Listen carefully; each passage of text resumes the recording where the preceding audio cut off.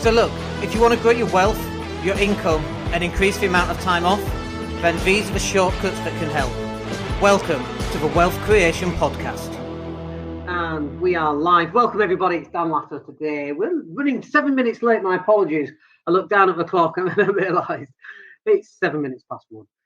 Welcome to the Mindset and Hustle Show. My name is Dan Latto. Thank you for joining me today. I have no idea what this is saying across my cheap Primark t-shirt. I think it says Dan is awesome, I think, and a great dancer too. Probably what it says.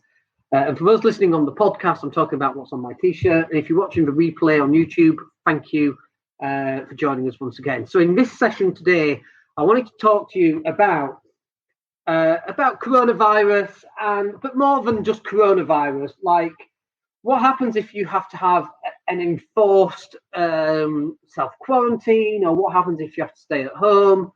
Some people are writing it off and saying, well, that's my week ruined, or my day ruined, or my month ruined, however long you have to stay at home. And then there's other people going, wow, brilliant, I get to stay at home. But obviously, if you're self-employed, a lot of people are panicking and that kind of thing. So what can you do to make the absolute most of it? And so I just wanted to cover some of that stuff off, because in my experience of hundreds of coaching clients and with social media clients and everything that we've done for the last 20 years, one of the biggest learnings around success and the lack of it is a lack of planning.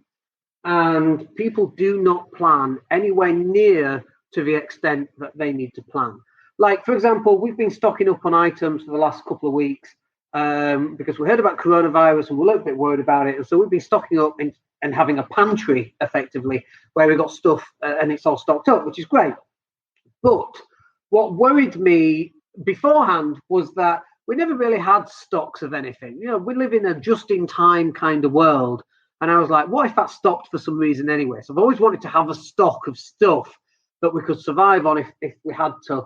And I'm not saying I'm a prepper, because I'm far, far from it, but we've all seen zombie films. We know how this stuff goes down. So we wanted to have that in place, and we wanted to plan ahead. And so people call it panic buying. I call it preparation. People call you obsessed. I call it dedicated. And one person's negative word can easily be turned around into someone else's positive word. And my job is to think forward. What are the obstacles that are coming ahead of us? What are the things that we need to solve? So we, in property, for example, we got Section 24. Section 24 was a ticking time bomb. This is where you can't offset your property mortgage interest relief anymore. We knew that was a ticking time bomb, and it's like, okay, let's get rid of as much debt, especially bad debt, as we could. And that's what we did. We paid off the cars, we paid off credit cards. And if you're not in that position right now where you've done that, like you planning ahead, this is the thing that you need to be doing. People go, well, no, I don't want to pay down credit cards. I want to get investing. And it's like, dude, there's no point investing, and getting a 10% return when it's costing you 20% every year on your credit card. That's crazy. You've got to plan ahead. And I like this idea of prepare for the worst, but hope for the best. We don't know what's going to happen. Nobody knows what's going to happen. But in planning and preparing, you can offset some of the obstacles that you're going to have, because you can anticipate what are some of these obstacles going to be. What if a recession comes along because of all this stuff that's going on? It might not be coronavirus that gets you. It could be the fact that people are staying at home and self-quarantining, and that we're going to hit a recession. Like, what happens if you're in a recession and your debt to income ratio is really, really high? What are you going to do there? And that, for me, isn't acceptable. It's like something that we've got to be thinking about. So Tony Walsh is just saying, we've had a stock of non-perishable foods for some time. Absolutely. And I thought it was funny because pot noodles were like running out in England. Now, here where we are in Spain, all the stores are full. You can get hand wash. Hand wash is easy enough. Getting the antiviral hand wash just doesn't seem to exist. But no one seemed to be panicking. I was speaking to a chemist, and there's like some people come in for nose masks and that kind of thing. But we should all be planning and preparing. And if nothing bad happens, then great. You've just got a month's worth of toilet roll. Awesome. We now don't have to go to buy toilet roll for a month. But you've got to be planning ahead. And I don't mean just on foodstuffs and just because of coronavirus. This week it's coronavirus. Next week it's chicken flu, bird flu. Next week it's recession. The month after that it's an asteroid. The month after that the aliens are landing. Whatever that happens to be. And by the way, there is an order. There's a really good book which is a bit kind of out there, and it talks about despot dictators, asteroids, and then aliens. That is the way. I think one of those was a virus, by the way. So it was despots, asteroids, viruses, and aliens. This is kind of the new world order, and how the governments are going to take over the planet by creating this stuff. So I have no idea. You can be on the verge of stuff and think, oh, that's a bit like weird, or you can be on the verge of stuff and go, yeah, that's definitely happening. Like, I don't know. Who knows? I have no answers. I don't know if 9/11 was a conspiracy theory or not, if Princess Di was a conspiracy theory. Who on earth knows? Maybe Tupac is alive and is playing poker with Elvis. Who the hell knows? But it's not my job to anticipate what's right and what's wrong. My job is to anticipate what is best for my family and what is best for you as well, by the way, because I want you to survive everything that life is going to throw at you. 10 years ago it was climate change, 20 years ago it's climate change, today it's climate change, in 50 years it'll be climate change, in a million years it'll be climate change. Who the heck knows? But your job is to anticipate what might happen and plan and prepare for it. Let's just see what Tony's saying. Forgot about that. We've also got 2 or 3 months of kitchen rolls and loo rolls. Awesome. I thought it was funny. I saw people buying hand wipes going, I'm buying hand wipes, and they'll be not laughing when the toilet is blocked. We just had to deal with that with a tenant who was flushing hand wipes, and we're like, dude, that's cost £200. You're paying for it anyway. So just be aware of that. But your job is to anticipate what the problems might be and then build a plan around preparing for it. Now, you can't plan for everything. Admittedly, you can't plan for everything, but you can plan for most things. We know a recession's coming. Like, think about that for a second. We know a recession is coming. We don't know when it's coming, but we know there's going to be a recession at some point in the next 20 years. Now, think about that for a second and then think, okay, we know a recession is coming. What can we do to offset a recession? What products do we need to have? Have I got an online training course that will bring in £500 to £1,000 every single month that will just offset some of that worry? And if you haven't, then you need to make one. And we've got the rapid course creation program for that, 27 quid. But your job is to understand what's coming and to prepare for it beforehand. We know that cars are going to be like fuel cars of gas, of oil and diesel and petrol. Those cars are going to be eradicated in the next 10 years. Okay, you're not going to be able to buy a new petrol car in 10 years. We know that this is happening. And, I've got shares in Tesla, for example. Tesla, by the way, is going to take over the world. And if you can't see that, it is happening. Wait till his HGV truck hits the marketplace.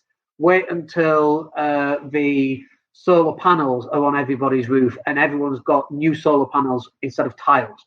Wait until that happens. It's like a 33% more expensive than buying a normal roof. Like, that stuff's coming mainstream. Wait until everyone's got a Tesla wall. We know it's coming, right?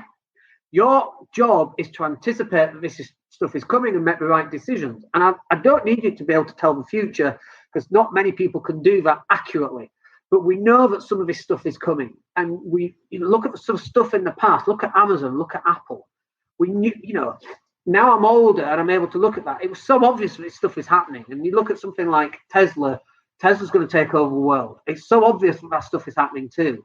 Your job is to anticipate and to plan everything in advance to make the best choices that you can. We know that if you're carrying large amounts of credit card debt or any credit card debt, that is a bad place to be. We know that. If you've got car loans, that is a bad thing to have. If the car loan is being paid for by money that's earned by you going in and exchanging time. I was just this week actually looking at a Lamborghini, and I know we shouldn't be buying this stuff, but it was 80 grand, a bright yellow one with no roof, a Lamborghini, a Gallardo Roadster, and I was looking at that. I can't help myself sometimes. My wife just looks at me like rolls her eyes, like, you're nearly 50. And I'm like, no, I'm like 21, I feel 21. And I'm looking at this, and there's a difference because my income comes from my property, which is cash flowing from other people going to work. It's not cash flowing from me going to work. I could buy a Lambo for 1,500 quid. All that is easily covered by my cash flow coming in from my property. I could do that if I want. I don't have an issue with that. I have an issue with people going out and buying a Lambo when they're having to earn £100,000 a year at a job. It's crazy. You can't do that. We know that that's a bad thing to do, and yet people are still doing it. People are going out and having spending money on credit cards and having retail therapy because they're depressed, because they're in debt, spending money on a credit card. I've been there myself, by the way, and I know how it feels because I've done it. And then buying more stuff that gets them into worse debt, which means you have to buy more stuff to feel better and gets them into worse debt. We know that that's the path of the path that's going to ruin you in 5 or 10 years' time. And it's really hard getting off that. We know that. We know that eating donuts and chocolate and crisps, he says, touching his tummy, I've put on loads of weight. But I fasted for the last 47 hours. I ate last night and I'm going to eat again tomorrow. I'm back to fasting, thankfully. But we know that that's not a good plan, and yet we still do it anyway. So this is the key. Get the plan, get it written up, get it into an action plan. I've still got my this is my goals for week starting. This is lined up. This is for me to fill out for next week, so I know what the plan is.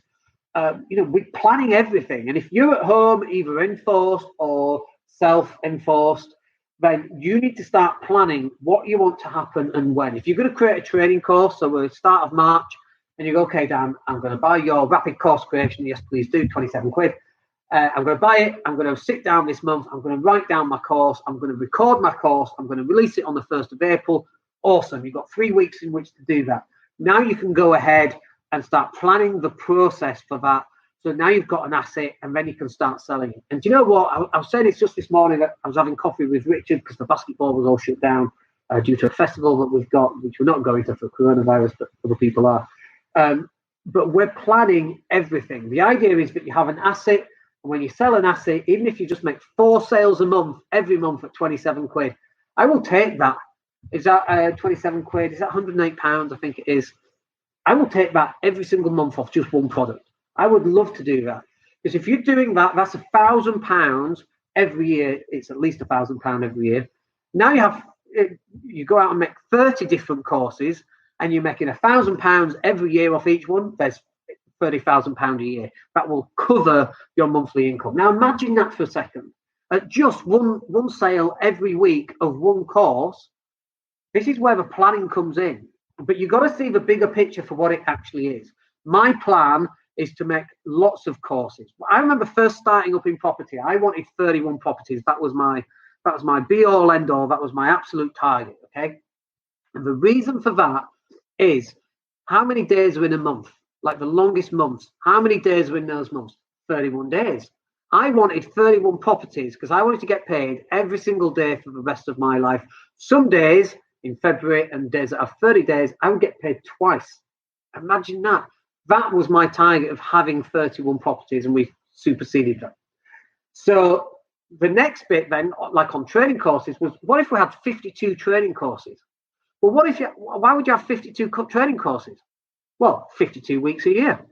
If you could sell one course every week and you had 52, let's just do the maths on this. I've not done the maths on this, but let's run it now. So if you had 52 training courses and each training course was £27, that's £1,404 every single week. If you sold one training course every week, times it by 52, it's £73,000 a year just on creating courses and selling them. That's why we want to do it. And that's exactly what we are doing. We've got more training courses coming. And by the way, not all training courses are 27 quid. Some are going to be 7, some are going to be 97, some are 200. And there's upsells and downsells and cross sells and all the rest of it. But this is all about planning. What are you going to do when you're going to spend that time at home and people go, oh, I'm too busy. I'm going to lose all my income if I have to work from home because I'm hands-on and my customers need to be hands-on. I'm fixing washing machines. Great. Well, how about you make a training course on washing machines or whatever that happens to be, or whatever that needs to be for you? Well, what if you create a training course on how to fix Bosch and Indesit and this, that, and the other, and so show people how to make money so that they can start up a part-time business as well. There's all sorts of training courses that you could create, and this isn't just about creating training courses. This is about you going out or staying in, actually, about you staying in and working out where's the money going to come from to finance my next 5 years. What if you created every month for the next 12 months, a brand new training course. Okay. And then in 3 years' time, you'd have what? 36 training courses? Imagine that. Now imagine if you could do that every month. You created 2 training courses in 36 months. You've got, what is that? Is that 64 training courses? Like, think about that for a second. And now you're starting to push them. And the stuff that you created 3 years ago, in 3 years' time, the stuff you created 3 years ago, you're still selling, but you're still making more training courses, or you're still planning your future. You're still working out, okay, this training course would sell off, buy off or pay off this credit card, this online training or this live training, a mastermind group where people come together. And that income is designed to either pay off this course or pay off this car, or this is our holiday fund. How many £97 training courses can we run every year? So let's say we run 4, and let's say we sell 30, because it makes it easy. So that's £3,000 a quarter, £12,000 a year. Great. What are you going to use that 12 grand for? Well, it's £1 a month on average. Is that making a holiday once a week, going away somewhere, going overseas? Is it paying your mortgage down? Like, what is that? And this is all part of a planning that you need to instigate into your life so that in 5 years' time, you get to where you want to get to. Because this is the problem. People are where they are today. They plan for the month, but they don't plan for the year. They don't plan for the next 5 years. And they don't plan for the next 10 years. And they wake up in 10 years and they look back and they blinked and they go, wow, where did that last 10 years go? And if you don't think this is going to happen, blink your eyes, look back at the last 10 years. What the hell was I doing? I actually know what I was doing for the last 10 years. But when I was 37, I was broken, kids were abducted, single. Like we spent a lot of time and effort planning to get us to this stage. Now living overseas, now happily married, now with a new child, like she's 5 now, living next to a med. We planned the whole lot.